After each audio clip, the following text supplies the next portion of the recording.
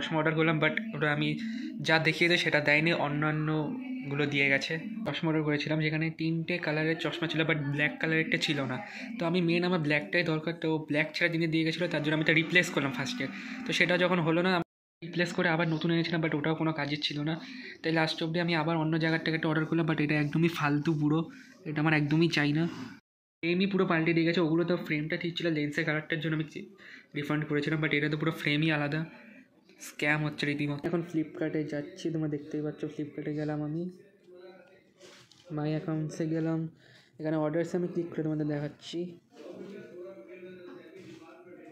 এই দেখো, এখানে আমি এরকম অনেকগুলো চশমাই কিনেছি, আমি ভালো করে দেখিয়ে দিচ্ছি। সবার ফার্স্টে এইটা কিনেছিলাম, ঠিক আছে। তোমাদের এখানে দেখো ফটোতে এখানে কালো যে চশমা দেখাচ্ছে, কালোটা কিন্তু দেবে না। কালো বাদ দিয়ে বাকি সব রং দেবে, কিন্তু কালো দেবে না, আর আমার চাই কালো,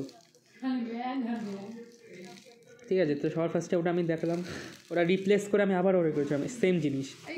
তারপরে আমি লাস্ট অব্দি রিফান্ডই করে দিলাম।